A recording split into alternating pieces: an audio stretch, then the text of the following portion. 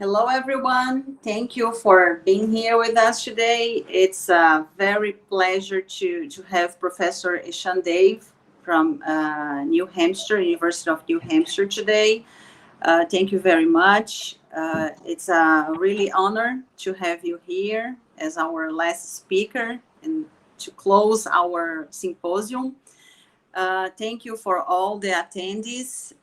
Professor Eshan Dave obtained his master's and PhD degrees from University of Illinois at in civil engineering in 2003 and 2009, respectively. At present, he is associate professor at the University of New Hampshire in US.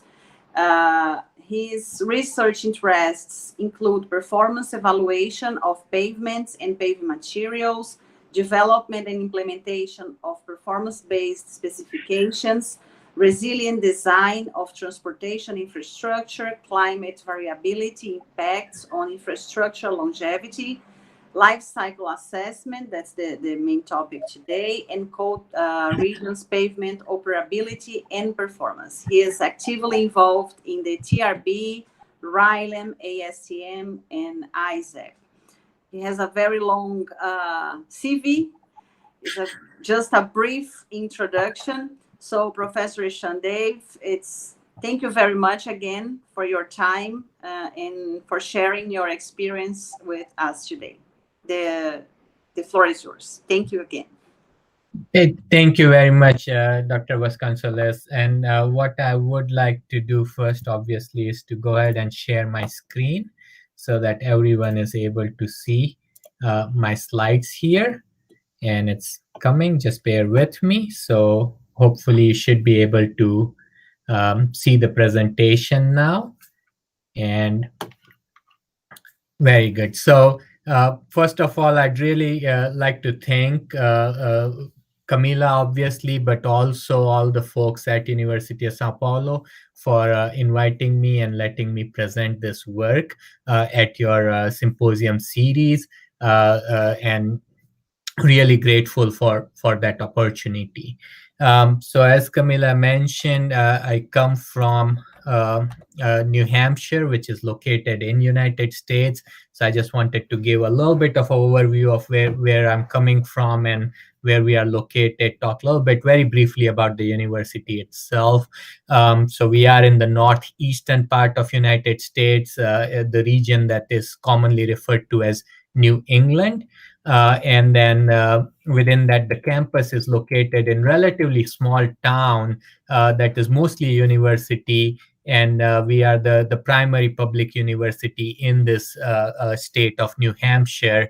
And you can see our campus with a lot of nice fall colors, as well as our building. We are located, our labs and most of our facilities are located on the first floor of this building that we call Kingsbury Hall. Now, I will mention that pretty much everything that you see here with my presentation and other works that we have been involved with, none of that is really possible without students. Students are really the life behind our group. And I share with you a couple of pictures. The top one here is taken at the TRB conference in 2020 this year in January, where we had a mini group get together with some of our current students as well as alumni. You can also see Professor Joe Sias, who is the leader of our research group in pavement materials. The picture below you can see is actually somewhat recent. As part of the AAPT conference, a bunch of research groups did their own what they call pavement inspection tour, or a walk or a jog in the morning, and you can see a bunch of our students as participating in that. Obviously, all of us had our masks on, and we maintained social distancing and so on. So that being said, the presentation that I'm making here today, which focuses on adopting life cycle assessment as a framework in making decisions regarding rehabilitation and maintenance of your highway infrastructure or pavement infrastructure, a lot of acknowledgement for that work really goes to two individuals that you see on this slide. Miss Katie Heslett, she's a PhD student working jointly or with co-supervision of myself and Professor Joe Sias. And Katie did a lot of work on this topic that I'll be showing you is really results generated by her. And that effort was really jointly done between myself as well as my colleague, Dr. Wei Wei Mo, who is in the environmental engineering group within my department, but her focus area is systems approaches and life cycle assessment. So without these two individuals, this work would not have been possible. And it's really, I'm presenting it here, but a lot of it comes from them. So the outline of my presentation, just so that you have a little bit of a way to keep track of where I am with my presentation, and we'll keep on coming back to it. But I will start this presentation by talking a little bit about why. What is the motivation behind adopting the framework that we have adopted and developing the components within this framework that we have developed. I'll give you a very brief overview for folks who may not be as familiar with what is life cycle assessment. So very quickly describe that and why we use this concept or this philosophy. Same thing with pavement management or pavement management system. I'll very briefly talk about that as well. Then we will go into a little bit more of technical details with respect to the actual methodology and actual models and formulations and approaches that we have adopted in order to build this framework. And there are really three main contributions that I feel have come out of this. First one is that this framework is forward-looking in the sense that it does not rely necessarily on historic climate, and that's very important because climate is changing and we need to be able to adapt our infrastructure to these changing conditions. The second part of that is anytime you are looking at life cycle assessment and especially considering use phase of that infrastructure, which in case of our highways would be when people are driving on that roadway, we also have to look at it in context of traffic. We cannot do all analysis assuming that everyone is always driving at a constant speed and never decelerating and accelerating. So that's one of the features in this framework, is that it does consider realistic traffic conditions. And then obviously, as a pavement engineer myself, we cannot treat different pavements with different type of materials, with different type of maintenance to have same kind of performance. They will have different lifespans, and even over the lifespan, the level of distresses, the level of roughnesses in those pavements would vary very much. So in order to account for those, we have to talk about these three aspects. I will only have time to show you some of the select LCA results. I will provide you with a list of references and some of our recent publications where we have a lot more results included. But in interest of time, I have handpicked select results that allows me to demonstrate the main features of the framework that I'm presenting here. And then obviously, I will talk about some of the key lessons that we learned by adopting this work or by doing this work, and also identify some of the areas that we would like to work on in order to continue to improve this work. So with this outline, going to the motivation side, And the motivation that I'm presenting here is obviously in context of United States, because that's where I am located right now.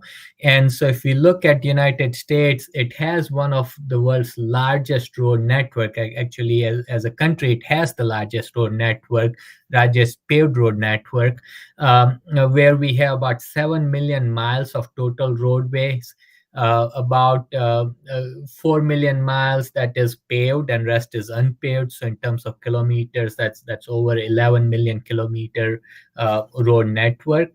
And according to US Department of Transportation, if we do not do or do not take some drastic actions in changing how we manage our roadways and how we operate them within next 25 years, these are the statistics that we are looking at. We are looking at an average person in US spending almost a full work week just stuck in traffic because of congestion.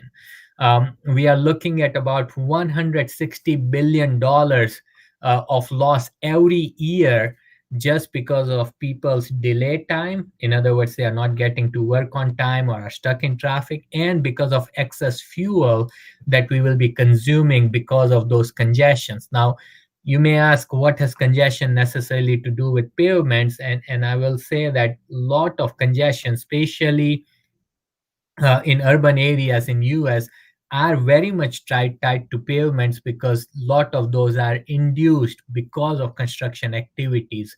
I'll show you some data later on where we look at a specific roadway, but you could easily track anytime we are having to do maintenance on our roadways, what kind of delays that generates. And even if we could skip one maintenance cycle, that could have a significant effect on the level of congestion on an average basis that roadway would see. And just continuing with this financial losses, just the truck related congestion, so that's the one related to freight transportation, would be $28 billion every year if we are not able to make changes or adapt with respect to our traffic, pavement, and climatic conditions. So the bottom line is we need to design and maintain our roadways very effectively and efficiently over their service lives. And I highlighted maintain here because that is topic of my presentation today. We have done work on the design side as well, and obviously a lot of other people have done on both of those topics also. But in today's presentation, I'll focus more on how to maintain our existing roadways using concepts of life cycle assessment. So in light of that motivation, if we think about challenges, why we may not be able to realize this objective, or what additional features or techniques needs to be developed in order to address these objectives that we want to get to. The first challenge that is often seen, or that we realized, and so have others, is pavement management as a system is very much driven primarily by economics as of right now. So if you think about, or if you go talk to a practicing engineer who is adopting a pavement management system or asset management system in general, all calculations are done in terms of cost, or in terms of economic measures. The challenge there is oftentimes, while in terms of economic measures that are just looking at the cost to agency or users, what might be missing is the environmental impact side of things. So we need to pay attention to that as well, because and I could also argue that environmental impact is also a major cost. If we do not pay attention to that, we are all going to have to pay for it one way or other, and that's a very important reason for us to start including environmental impact in our management systems as well. The pavement analysis and the second challenge is related to current pavement analysis and performance evaluation, which is oftentimes done using historic climatic data. If you pick any pavement design tool, any of the pavement analysis tools, whether they are mechanistic or empirical or mechanistic empirical, they all realize that pavements are sensitive to climate-based stressors. They all take into account temperature as a input. Most of them consider the moisture variations within the soil and base layers. However, most of these are built to look backwards. So in other words, most of them look at climatic data in terms of how was the climatic pattern over last 20 years, last 30 years, and then design next 20 or 30 years using that information.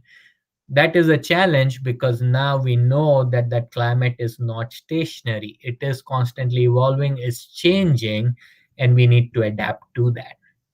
Now, this becomes even more important when you talk about the maintaining side of things, because when you are designing, oftentimes pavements are designed for 20, 30-year lifespan. But now when we are talking about maintaining a highway, you might be talking about 100, 200 years of analysis duration, because in order to fairly allocate or fairly do your economic analysis, you have to look at very long durations of time so that you're not artificially biasing your alternatives.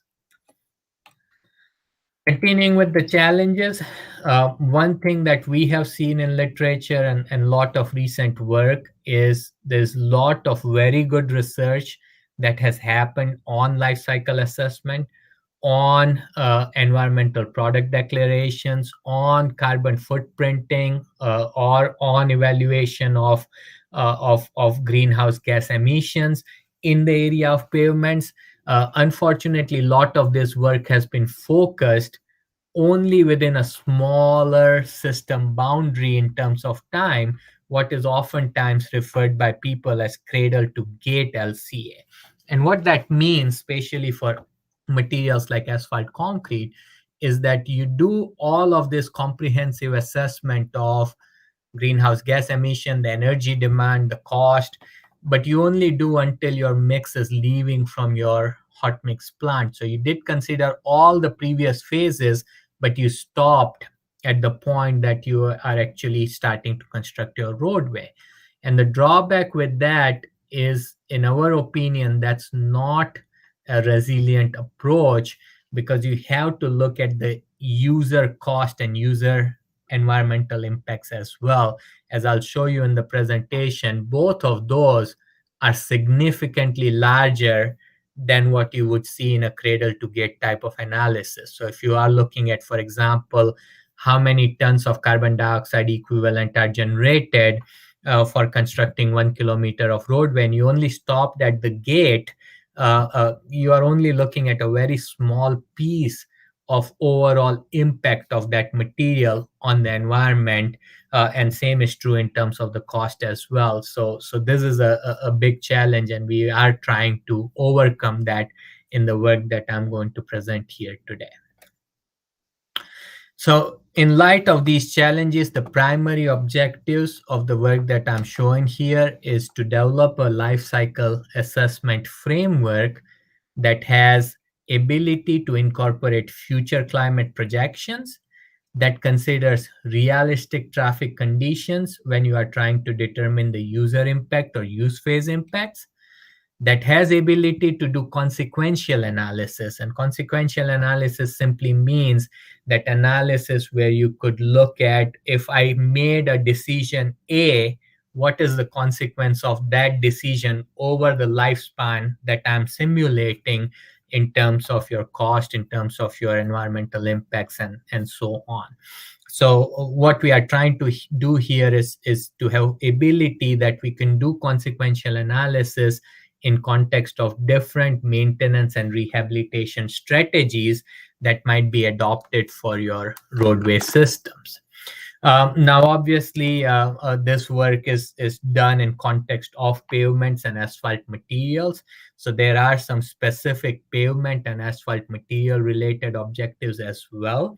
And the first objective is that in order to do all of this work, we would need to have ability to predict performance. In other words, if we are comparing few different type of asphalt mixtures or different type of pavement structures, I need to have models that can say that, okay, provide me with properties and I can tell you what would be the lifespan of that roadway, and also over that lifespan, what kind of distresses, what kind of roughnesses what kind of distresses would form and what kind of roughness changes would happen. So we have to have that performance prediction ability, and not just performance prediction ability, one that captures future climate.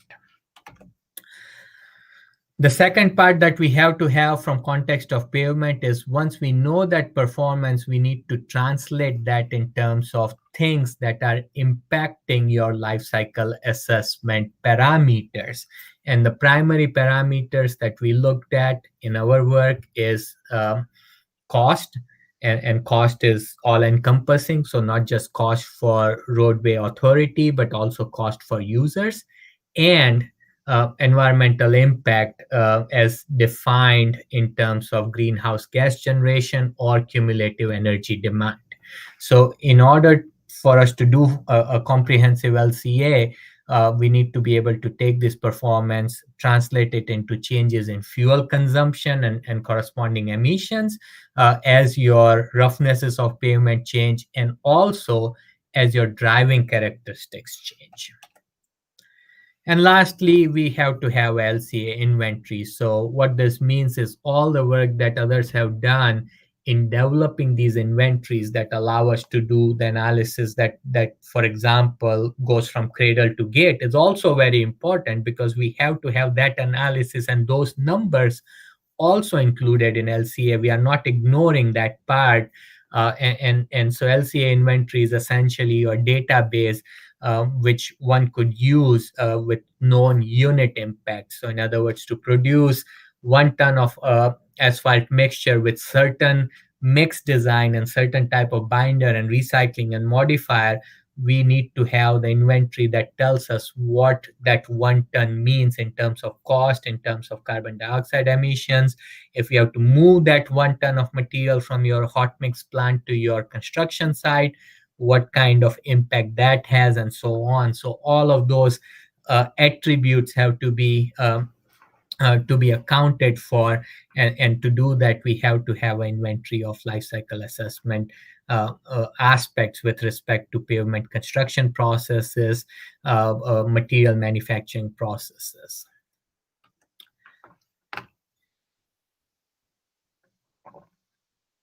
Now, in terms of background and just very quickly describing what life cycle assessment is, and I'm sure most of the audiences are very familiar with what is LCA, so I'll go through this quickly. LCA is nothing else but essentially a bookkeeping technique, a technique by which you can find cumulation of costs, of impacts, and the impacts could be environmental impacts. They could also do LCA in context of other type of impacts, but essentially LCA is telling you that over all the stages of your product's life, what are the changes with respect to the economics, with respect to the emissions that are going to be happening as a result of that product's manufacturing, that product's transportation, that product's use, and everything else. So for LCA to be impactful, it's very important that all, and if not all, most phases of the system are included within system boundary. If I only look at one phase of this material system, I could be doing what oftentimes is referred to as just a greenwashing type of approach, where I could be artificially showing that this material A is greener or has a better is better for environment compared to material B, where that may not be true, because by the time you look at how their uses are going to be, the outcomes might be very different. A good example could be that I can have asphalt mixture that is made out of 100% recycled material, and that would look from a manufacturing and a raw material perspective to be very attractive. You would have minimal carbon footprint with that kind of material. However, when you look at its use phase, the one that's made with 100% recycling without use of proper technologies or additives may not have very long serviceable life. It might fall apart within 5 or 6 years versus a pavement that's made with a more reasonable amount of recycled amount may actually last twice as long. So that's why use phase is very important when you are using LCA to make decisions regarding which materials to use, what type of pavement structure to use, and how to maintain it. Typical outcomes of life cycle assessment are, or at least in the framework that we are using, are these three, where you have your global warming potential. This is typically expressed in terms of the weight of carbon dioxide equivalent. And we use carbon dioxide equivalent because each greenhouse gas has a different weight factor. Certain gases would have same kind of greenhouse gas effect that might be as high as 7 times, for example, for methane, as compared to carbon dioxide by itself. Some of the other gases would have less impact than carbon dioxide, but everything gets converted into CO2 equivalent. And there is an ISO standard to do CO2 equivalent conversion. So it's not something that's arbitrary. It's very well established in science. In addition to carbon dioxide equivalent, typically we also calculate cumulative energy demand. Now, usually CED and GWP go hand in hand. The reason we do cumulative energy demand calculation also is efficiencies are changing every day. Every day, based on the efforts of scientists and engineers, our machines, our vehicles, our power transmissions are getting more and more efficient. And if we do calculation in terms of CED, that is usually more reliable going into future, because what it may take to get 100 joule of energy today from a certain type of fuel source would be different than what it would be 10 years from today. So by doing calculations in terms of CED, it makes it easier to also look at accounting for efficiency changes in future, as opposed to only looking in terms of GWP.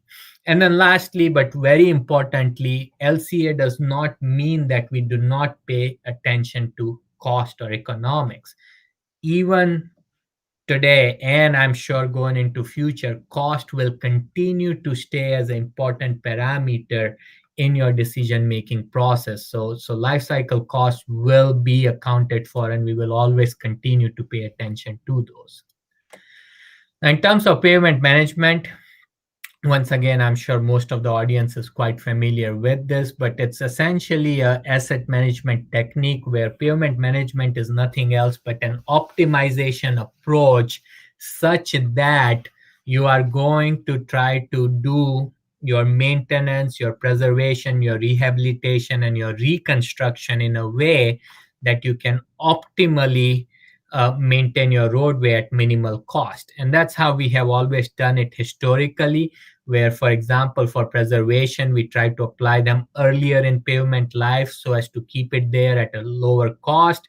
Once you start to go through this later part of the life, you might have a significant drop in serviceability, and then to, for example, to do a preservation or a minor rehabilitation down here is not cost effective.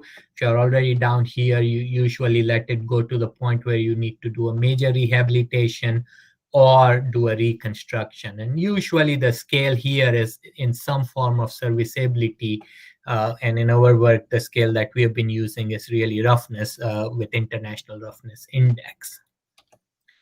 So now that we have this background and we have seen why we are doing this work, let's talk a little bit about methodology.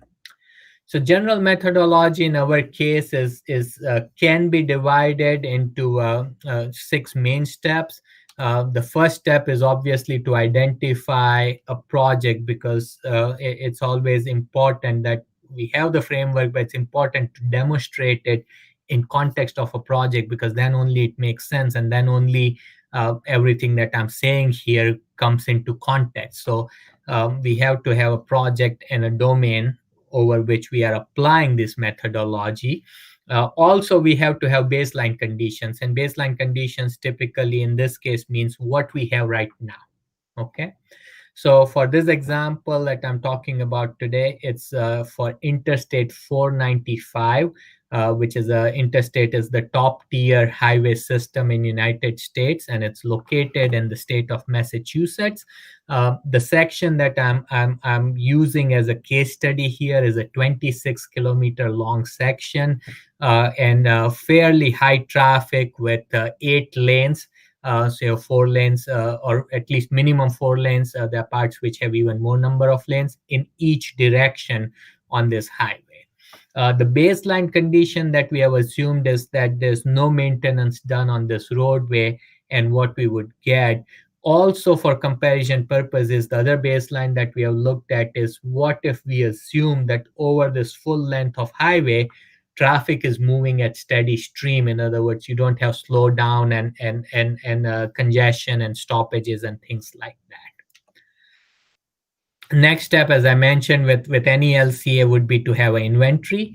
An inventory in our case obviously includes all sorts of material properties. These includes performance properties that we can put into pavement performance prediction models. It also includes inventory of all kind of traffic volumes. We have to have inventory of climatic information, especially the historic one, and then the forecast of future ones, and inventory of pavement structures that are typically used on this type of highway. There's also the life cycle assessment inventory that I already discussed earlier, but this provides unit impacts for materials, for construction, for operations, and everything else.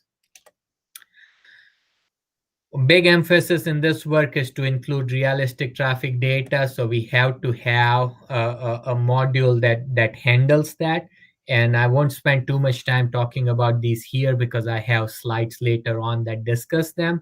But I'll just mention that what we did was we data mined Google Maps, because Google Maps is a tremendously powerful crowdsourced data source or crowdsourced data set where one could really track how the traffic patterns change on any given highway. In addition to Google Maps, we also used a simulator called MOVES, which stands for Motor Vehicles Emission Simulator. It's put together by U.S. Environmental Protection Agency, or EPA.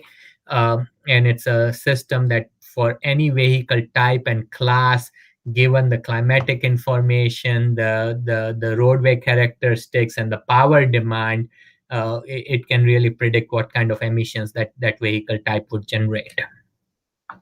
Then we have the pavement performance side, and that's necessary because MOVES needs the power demand, and the power demand on any roadway changes based on how rough that roadway is, and the roughness of roadway is coming from the performance side. Plus, we also need to know for any treatment that we apply, how long it would last and how its pavement's conditions would change. So we have to have ability to simulate different type of pavement cross sections with different materials, with different rehabilitation and maintenance options as necessary. Also, pavement performance is where climate plays a big role. And since here we wanted to look at future climate, any performance analysis that we do have to be able to account for those future climate conditions.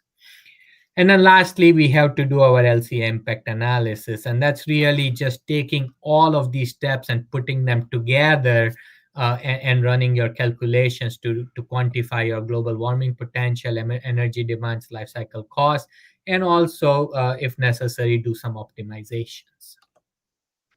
So we'll start by first talking about very briefly about the material properties and climatic information. So we started with the cross section that is actually in place for this highway, which is Interstate 495. And it is a fairly cross section, I must say. You have a 37.5 centimeter of asphalt mixtures on this particular highway, but it's also a very high traffic volume highway. I'll show you a picture later on. So that's why the asphalt thickness is so high. Now, in this study, we did also on limited basis look at different pavement materials. We did another study that I'm not talking here in this presentation, where the focus was entirely on materials and just not looking at maintenance and rehab, but really as a design tool. But here also, what we changed is for the surface course, the top 5 centimeters, we looked at 5 type of asphalt materials, going from 2, which uses some recycling in terms of recycled tire. So this is asphalt rubber gap graded mixes 1 and 2. Both of them have recycled rubber in them. All of them or most of them also have recycled asphalt in them. And then you have 3 of somewhat more traditional asphalt mixes with a more regular grade versus a very high performing asphalt grade with high polymer amounts of PG 76 minus 28 and PG 70 minus 34. And then the base course and binder course and base course, we did not change in our analysis and kept them same with the materials shown here. Now, as I mentioned earlier, with respect to pavement analysis, and especially here, we want our analysis to be resilient to changing climate, we had to look at future climatic data. Now, we are obviously not climate scientists, but thankfully there are a lot of good climate scientists who have been working on this topic. And there's actually a global effort that has resulted in several phases of CMIP. CMIP is essentially, again, an international effort to look at different type of climate projection models and compare them against each other. When we started this work, the latest results that were publicly available were coming from CMIP 5. And CMIP 5 is essentially going to provide you with projection of climate into future, typically going up to 2099 as a year, and it looks at data backwards also in order to make sure that these models are reliable. So the coverage goes from as far back as 1950 up to 2099. And then it includes a number of general circulation models. So these are mechanistic models that have various type of boundary conditions and atmospheric flows, as well as the flows in the ocean with the jet streams, or wind with jet streams, and inside the ocean with the ocean streams. And that is going to predict your large scale projection. And those large scale projections are usually have a resolution of where you predict a climatic condition for a grid or a cell that's going to be sometimes 150 to up to 300 kilometers square. And also the projections there are not on daily basis. Those are usually monthly or seasonal. Those usually act as a boundary condition for regional climatic model, where once again you have a meteorological model on a smaller scale, where you can take that large scale projection and apply it on a smaller scale, where now you go to more of a 50 by 50 kilometer grid and daily projections.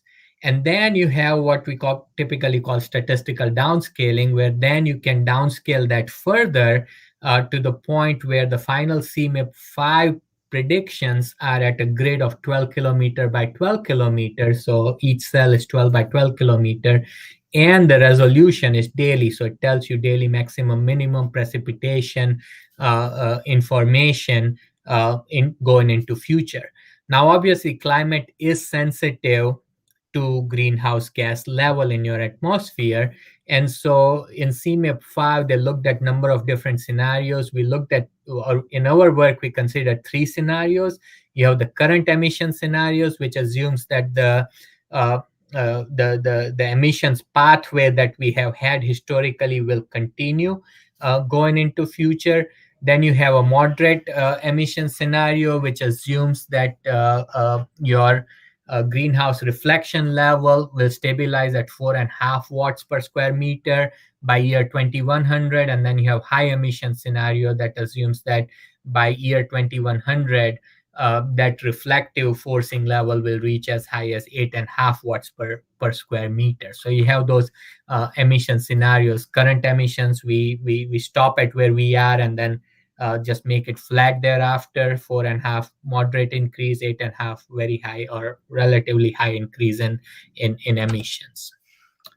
And then obviously I don't have time to go through all the details on it, but what comes out of all of that analysis and what I'm showing here is for RCP 8.5 for the pavement location that we are studying in this project.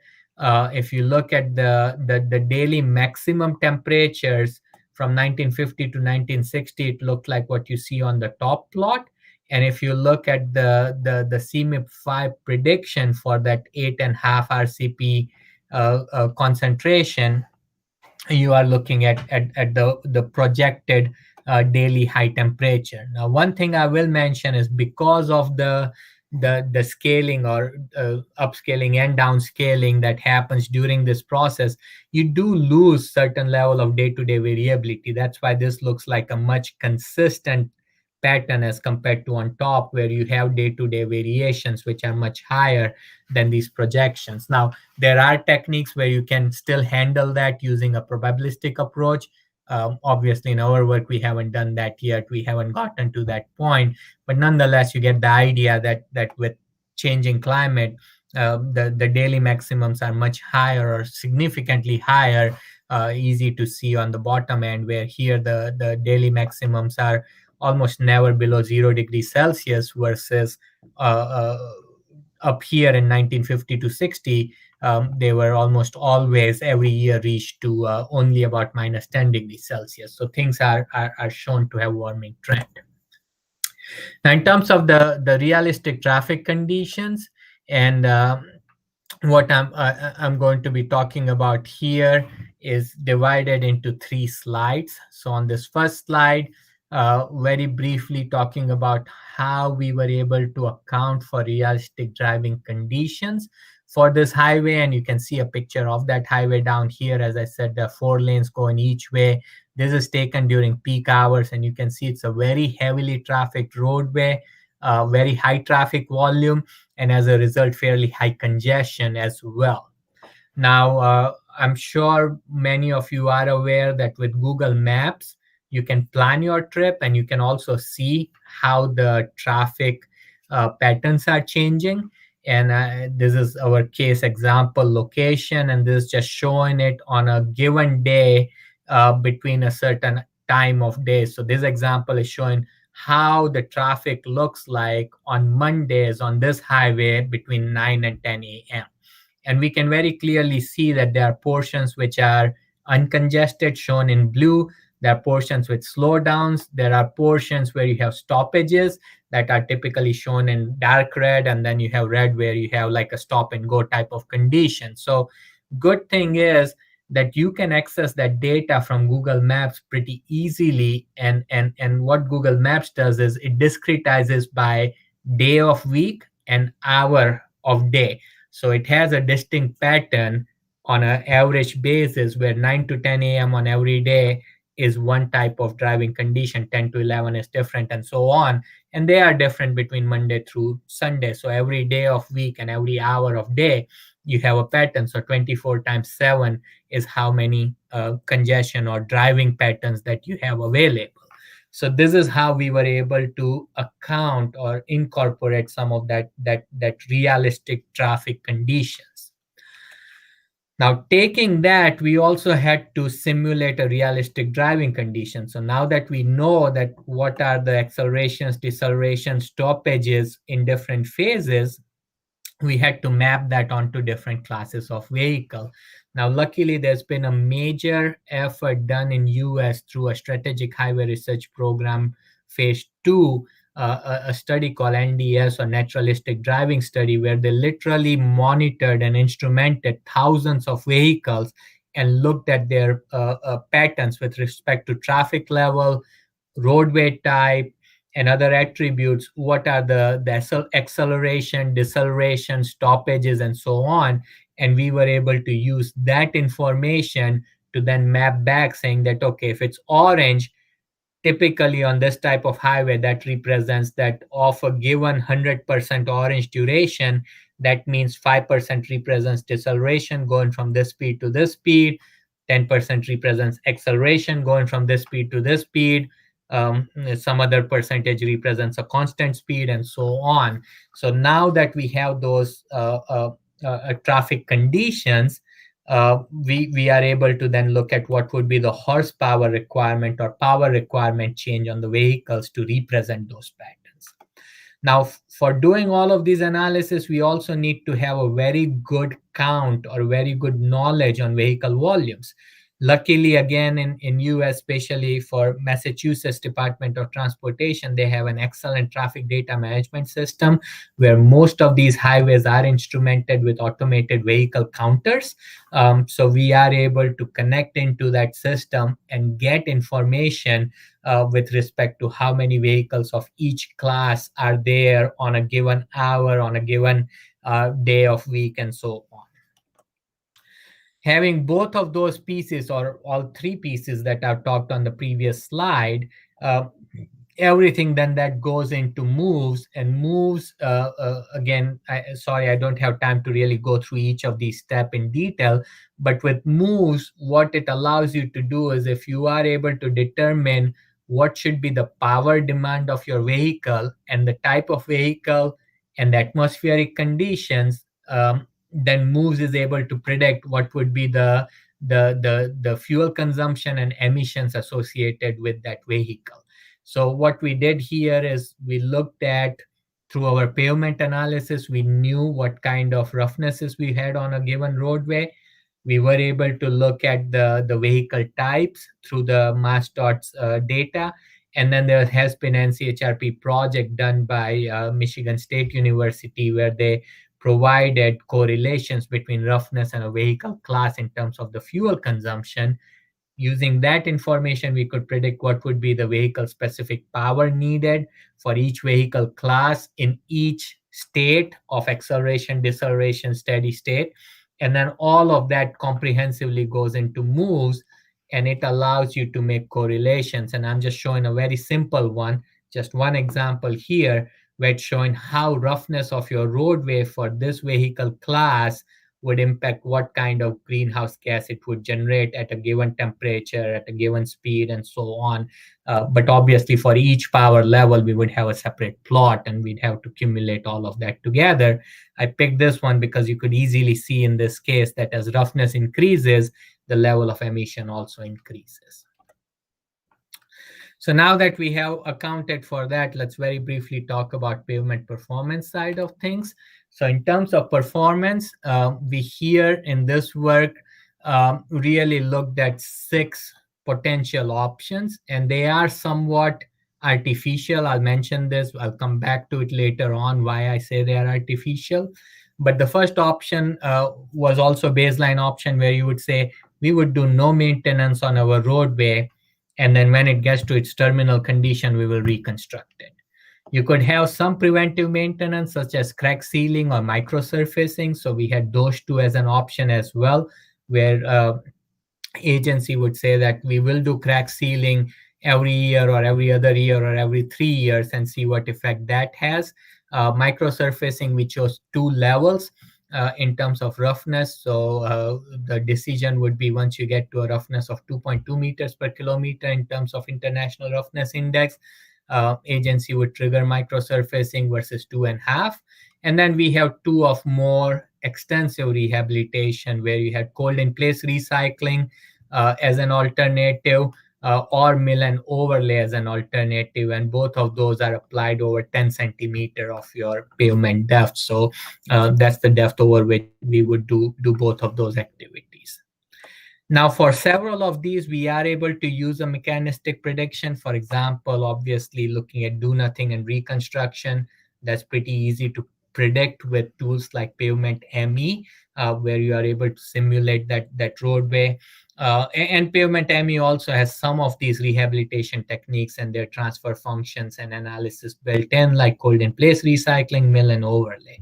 However, for some of the preservation techniques at present, we did not find any mechanistic tools out there to be able to predict their effects. Thankfully, there's a lot of literature out there that allowed us to come up with equations or at least functions that could determine what would be the impact of doing crack sealing or microsurfacing and how long that effect would last and so on.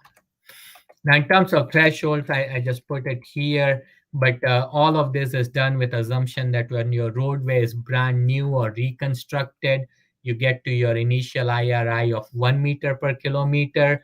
For this facility, terminal IRI is considered as 2.7 meter per kilometer.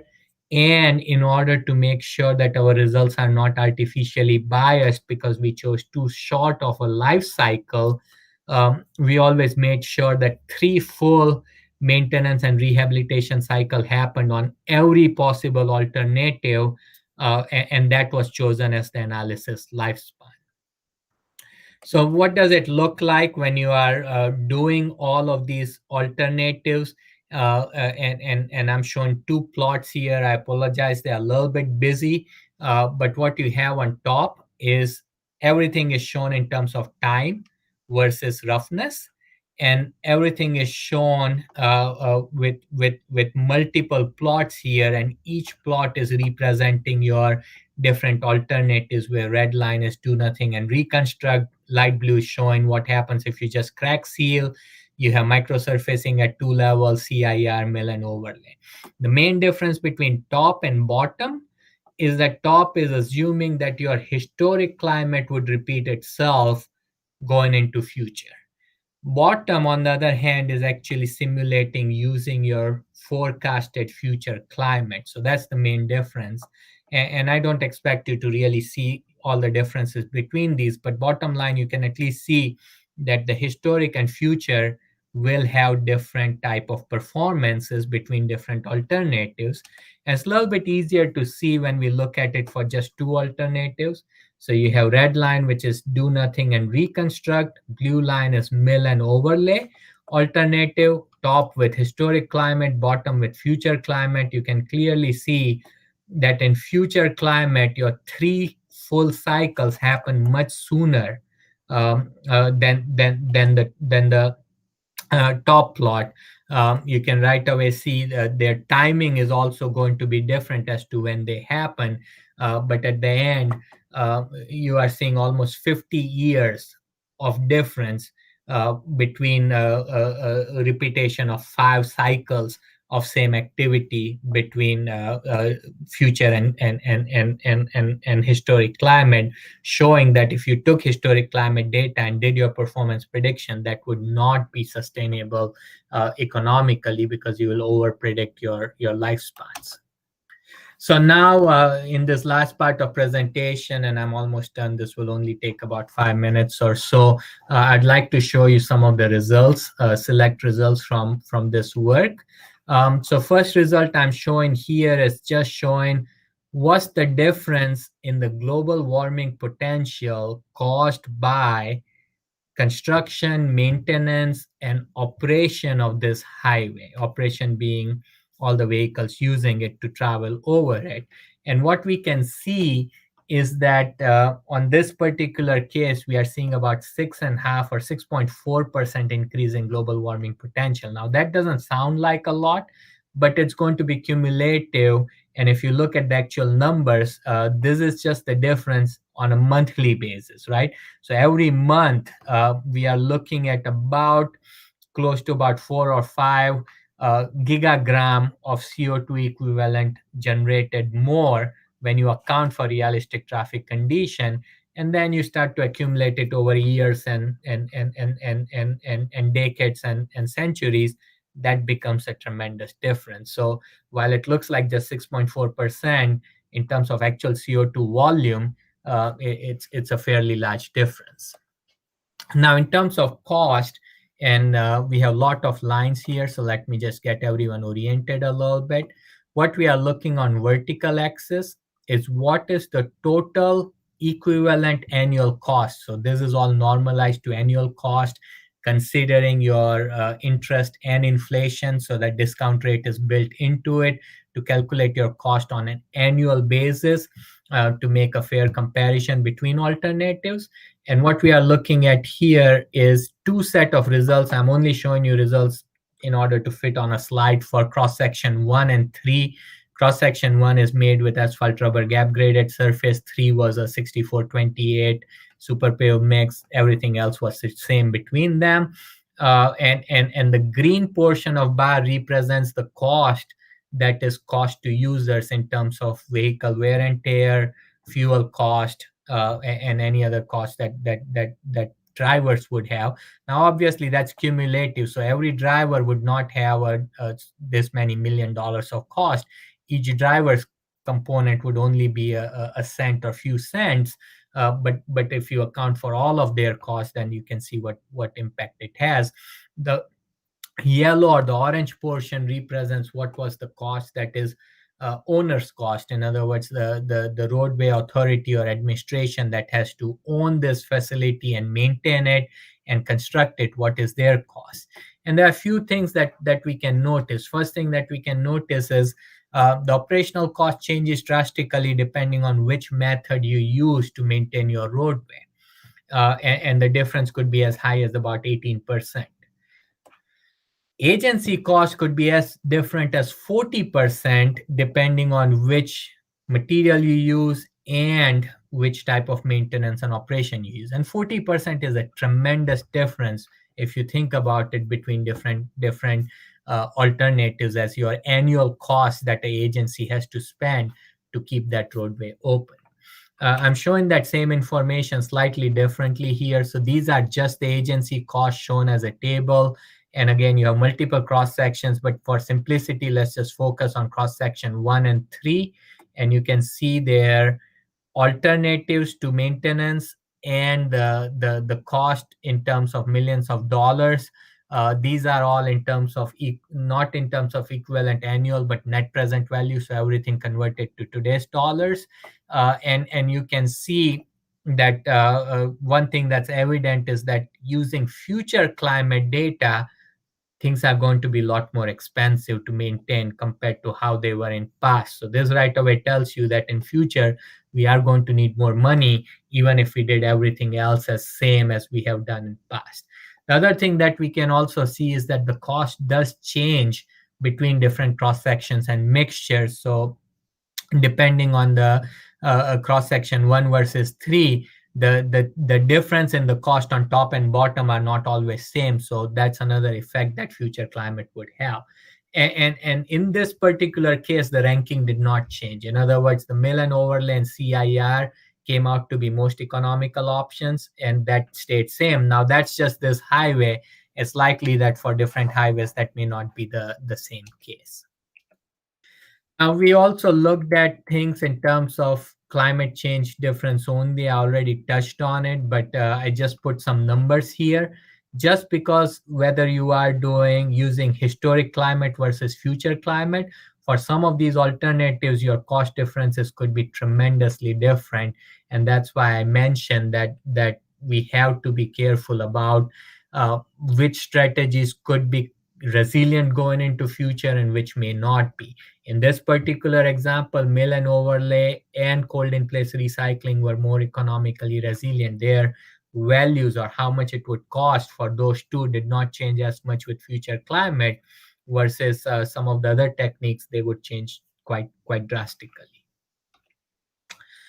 Now, talking a little bit about environmental impacts, these are in terms of the greenhouse gas emissions or global warming potentials.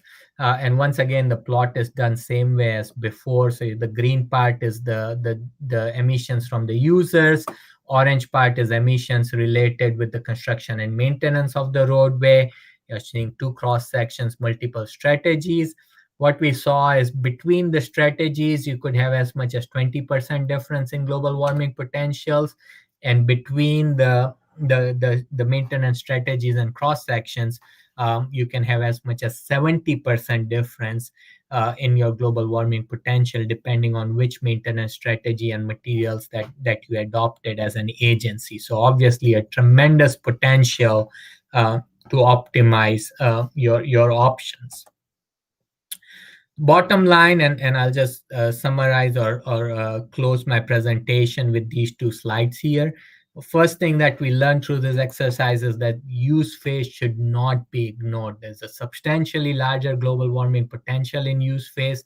The cumulative user costs are much, much larger than agency cost. While we don't see it because each user is only spending a small fraction of that cost, but as a public, we are spending a lot of money on our roadways. And if by spending a little bit money in terms of their improvement and construction and maintenance, we could lower this, that will show up pretty heavily in our economics at a social level or society level. Inclusion of realistic traffic conditions is critical. That's our take on it. We did see that the cost borne by users as well as the global warming potential was very sensitive to the level of congestion and how things change when we assume a uniform speed versus acceleration, deceleration, stoppages.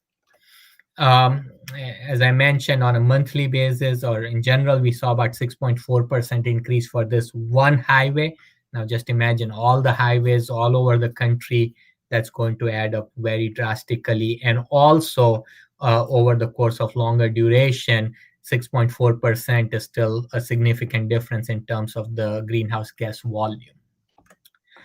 Use of historic climate data will result in or will have a potential to result in lack of resiliency in your approach. We saw that here. We have to adopt using future climate projections, and the differences could be drastic. For an agency, it could be about 40% budget difference, whether you assume that the historic climate will be applicable in future or not. And that 40% is tremendous. We will not have money to be able to maintain our roadways if we did not plan accordingly. In general, for this roadway, the ranking did not change. Mill and overlay as well as cold in place recycling still came out as most suitable scenarios for this particular roadway, but the cost definitely changed. And the optimization of pavement structure, the type of maintenance and rehabilitation, and their timing has different impact in terms of agencies and users, and also in terms of cost versus global warming potential. So at the end of the day, it's really optimization of those four things. And that's the approach that we have to adopt if we were to sustainably and resiliently maintain our infrastructure. So some future extensions that we are considering now, and some we have already implemented. So in this presentation that I showed, we only adopted one strategy at a time. If you did microsurfacing, you didn't do anything else. That's not realistic. In reality, you would do preservation and rehabilitation. So we have work that will get presented in January at the Pavement LCA Symposium, where we looked at more realistic combination of strategies. We also would like to explore options with respect to effectiveness of future climate or effectiveness of strategies with future climate. For example, there's not data on how microsurfacing would perform going into future with different climatic conditions, so we need to work on that.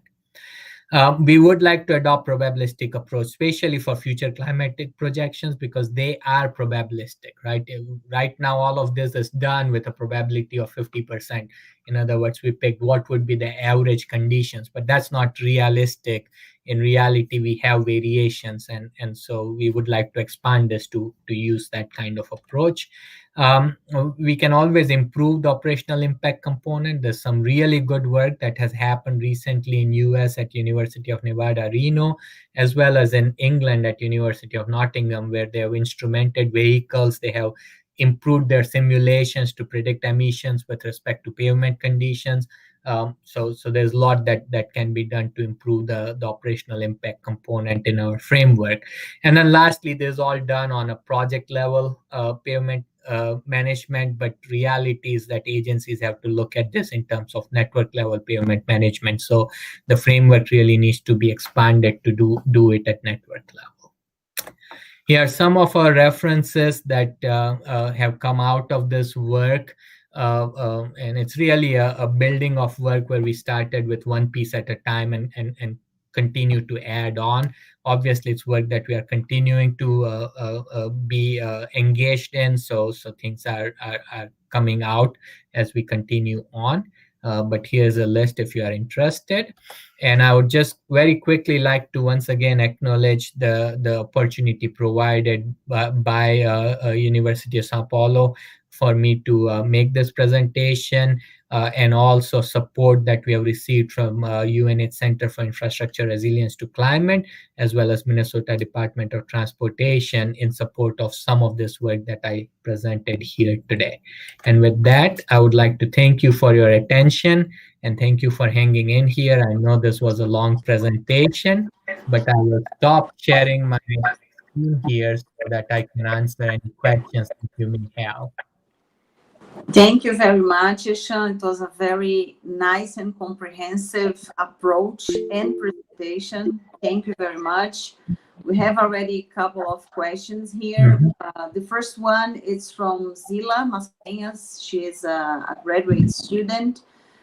In your opinion, what is needed to organizations start to consider the environmental impact as a main point for pavement management? Maybe a higher motivation from the regulatory agencies? Yeah, very good question, and that's a question that obviously is very critical, because until we have that kind of mindset and that kind of emphasis, we are not going to really be able to apply a lot of these things, because people would not be interested in applying. So one thing that you already heard is maybe a more regulation from higher authorities, but the other side is also cost. And I don't know, maybe things are different in Brazil, but I know in US, some of these larger energy companies have realized this, and they've already run the numbers. They've already told where these impacts or what these impacts are going to cost. Last time I heard that some of these larger corporations that are in energy sector, like Mobil or ExxonMobil or ConocoPhillips, which are petroleum producers, they've estimated that the cost of just the environmental impact is going to start to get close to about $2 to $3 trillion a year just in US. So with those economics coming out, I think that will also help in agencies realizing the importance of considering this. Very good. Another question from Professor Yuri Bessa. Hi, Dr. Dave. Thanks for the presentation. Do you normally perform analysis for fuel consumption of the vehicles depending on the type of asphalt mixture used as wearing course? Yes, very good question. And yes, so in this analysis, we did consider that. The way we considered it is by looking at what kind of pavement roughness a given wearing course would have. Now, did we account for just the macro texture difference between a wearing course to wearing course? Then the answer is no, we did not do that level of analysis. But the way we accounted for differences in wearing course here was by looking at how the IRI would be different between 2 or 3 or 5, in this case 5 different wearing course materials. Very good. Another question from Renan Nardo. Hello, Professor Eshan Dave. I would like to ask if you have already developed some study based on LCA comparing flexible and rigid pavements.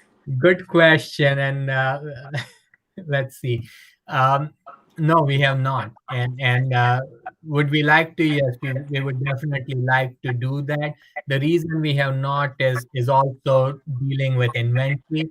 We tried, or we wanted to start with where we have knowledge, where we can do it in a right way without making too much assumptions. And on the asphalt side, obviously, since that has been emphasis of our research group, we had tremendous amount of performance data available and prediction tools available. So that's why we started there as a starting point. Going into future, yes, definitely we would like to do, but we did not want to do an analysis or come up with a framework where we did not have full knowledge of that material's properties, which would then result into maybe some bad assumptions, and we did not want it to go there.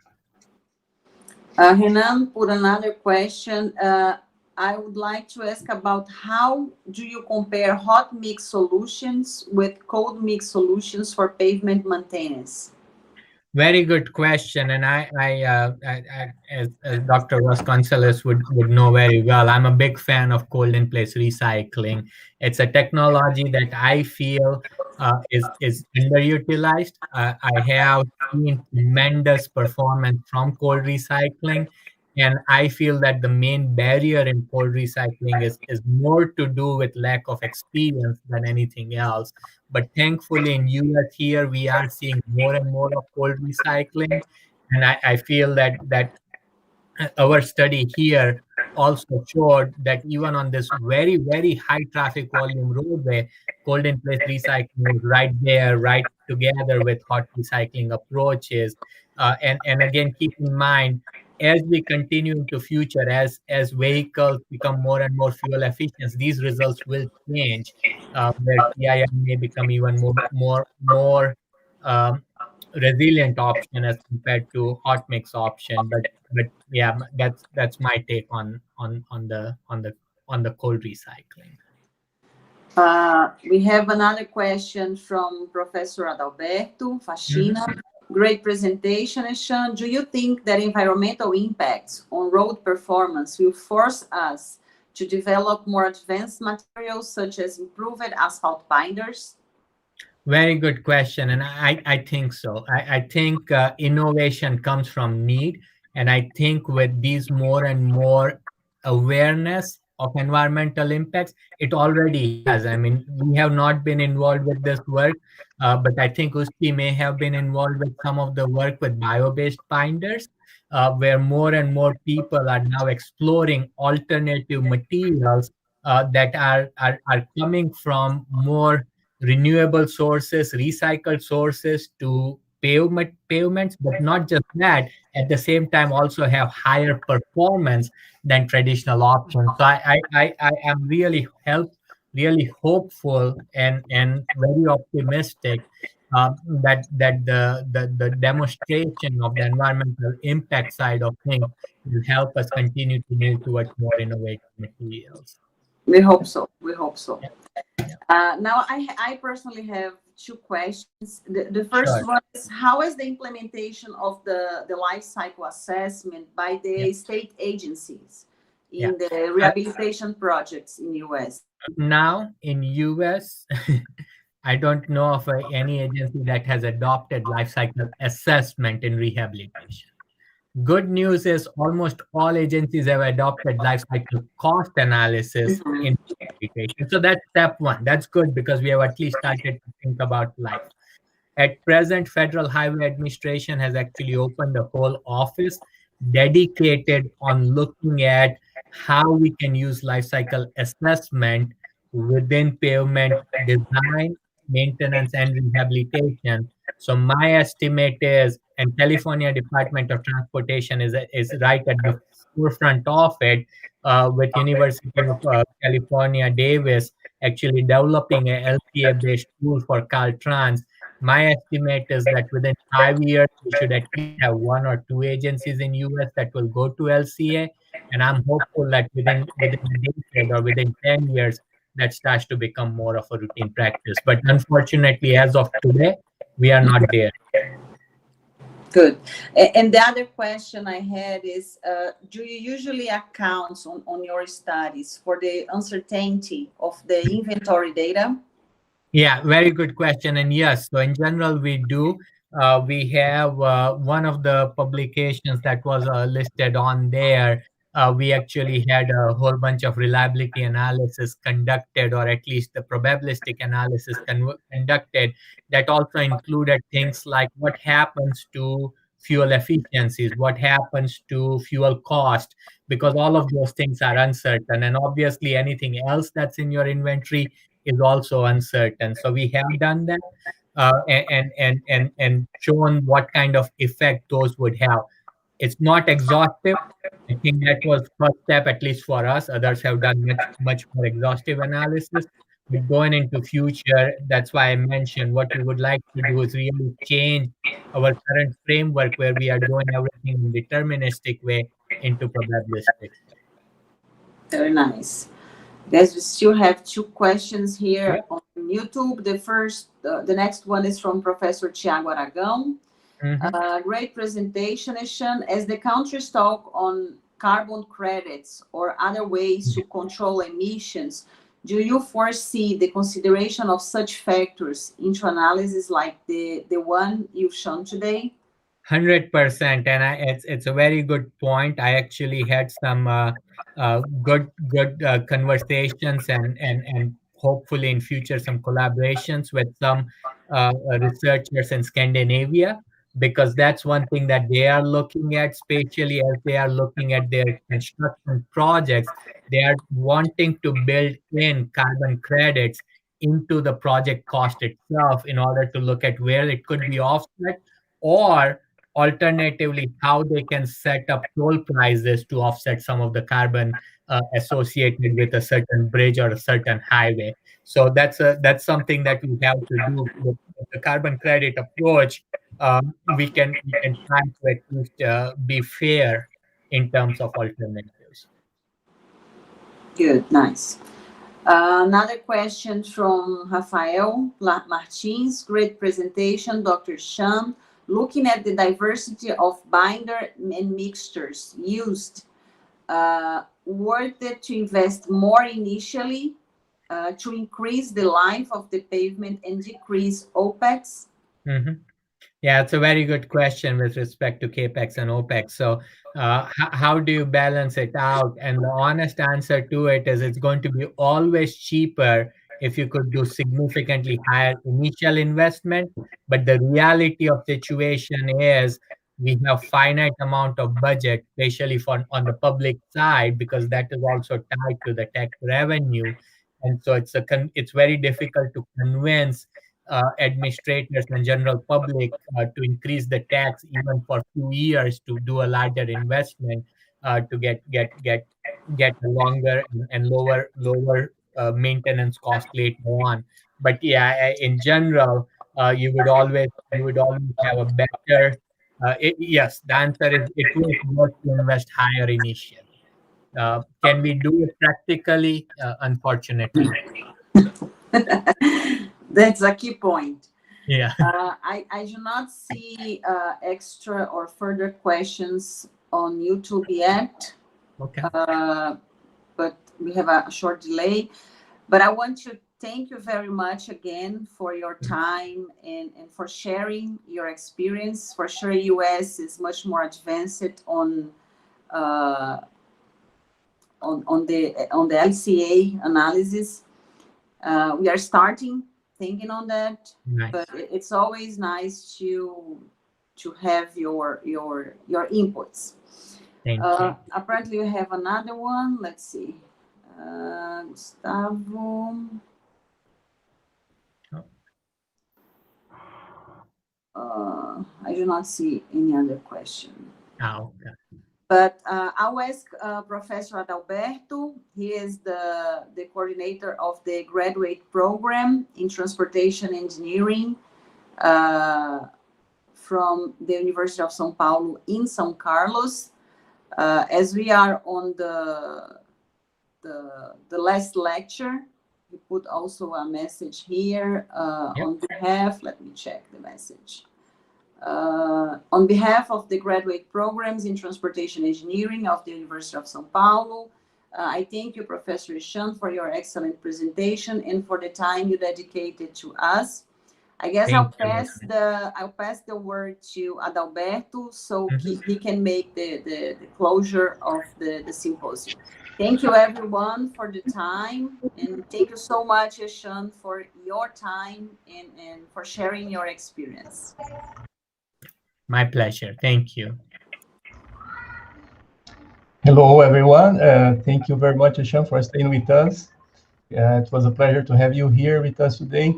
Great presentation. And now we have to, as you know, we had a long journey of 10 days of lectures and 16 lectures. And we are very happy with you here today because it's a special moment for us because it's the last one.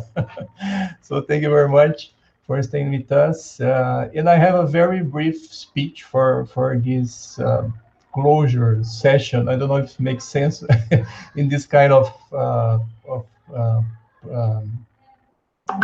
presentation or event, online event, but I prepared something to read, and as you probably saw, the best speech is the shortest one, right?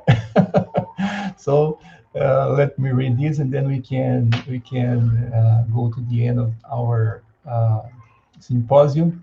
So now. We reached the end of our second International Symposium in Transportation Engineering, which was held by the two graduate programs in Transportation Engineering of the University of São Paulo, the one at the São Carlos School of Engineering, and the one at the Polytechnic School. It was a long journey of 10 days with 16 excellent presentations made by 16 keynote speakers of 10 countries. We had presentations of the highest level and very rich discussions among those last days. It is noteworthy the number of people watching the lives on YouTube and also the quality of the questions asked by the audience. These aspects together prove that we accomplished our mission of holding a symposium of the highest quality. It's important to highlight that the success of our event is due to the commitment of those who made it possible. I mean, keynote speakers, audience, the big team that worked in the background on the transmission, including the chairs of the sessions, our friend Carlos, who did a great job to make these lives possible, and also our students for helping during all the stages of the transmission. And here I'd like to thank especially Mateus Lima for all your help. Another factor that was fundamental to the success of our event was the joint effort of the two graduate programs in transportation engineering of our university. I'm sure that this action helped us have a symposium of greater impact, and we hope we can sustain this partnership for many other future joint initiatives. It was a great honor to be chair of this symposium, and I'd like to share my happiness with all of you who stayed with us in this event. Hope to see you all again in 2021 for the third edition of our International Symposium in Transportation Engineering. Take care, keep safe, and bye-bye.